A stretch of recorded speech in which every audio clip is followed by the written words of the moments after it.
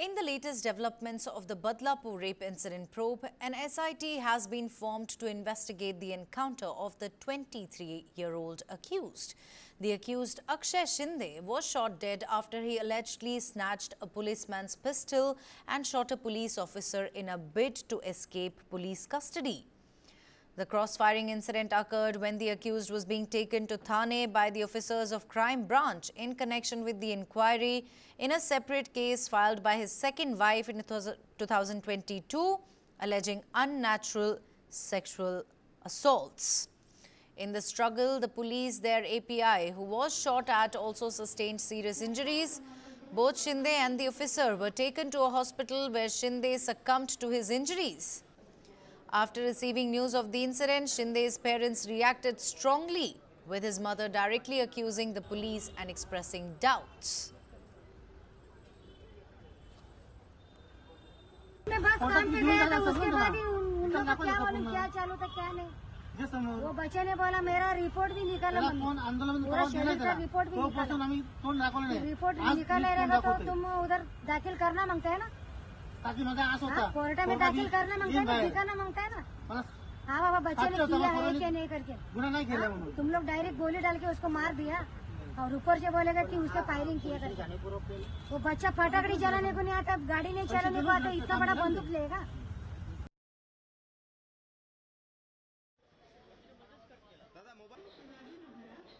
Peace has heated up over the incident. Politics, beg your pardon, has heated up over the incident. Chief Minister Eknath Shinde criticized the opposition for shifting stance, previously demanding the accused be hanged and now questioning the police's actions.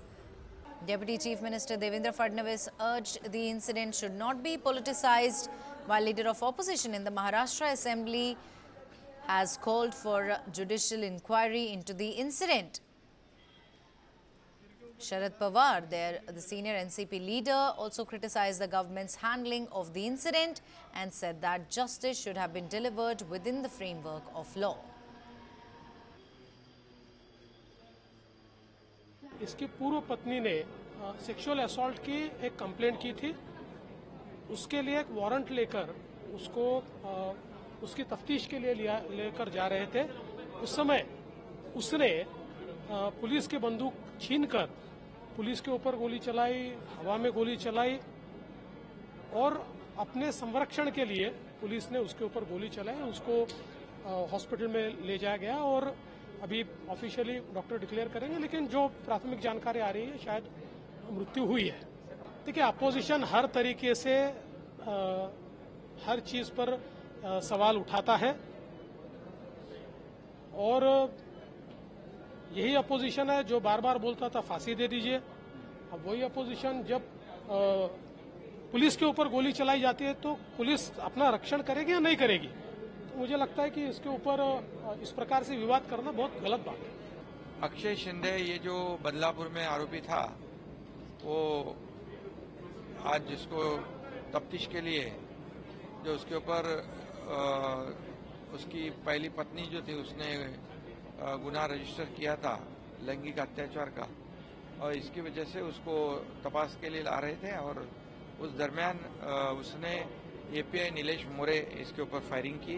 Nilesh मोरे जख्मी है, घायल है और इसीलिए police ने खुद के बचाव के लिए ये कार्यवाही की है और ऐसी प्राथमिक जानकारी मुझे मिली है।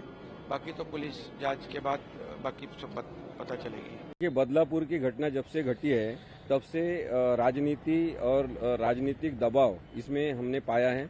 विक्टिम के तरफ से मैंने जो कल्याण के कोर्ट में जब से वकालतनामा दाखिल किया है तभी भी मैंने ये महसूस किया है कि पुलिस को उनका काम करने के लिए मुश्किलें पैदा कर रहे राजकीय नेता।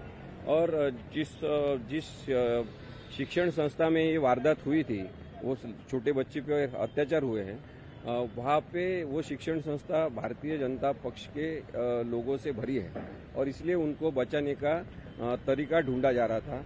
उसी तरह से जो ठाणे जिले से अपना पूरा राजनीति चलाते हैं उनके लिए भी ये केस एक नासूर बन गया था कि बदनामी उनकी हो रही थी और इसलिए फिर ये केस ही खत्म हो जाए, इसलिए जो आरोपी है उसे मरने की संधि एक परिस्थिति तैयार की गई और एनकाउंटर किया है या उसने आत्महत्या की है, ये तो अभी इन्वेस्टिगेशन का पार्ट है, लेकिन ये बहुत दुखद है कि इस तरह से न्याय की हत्या करने की कोशिश की गई।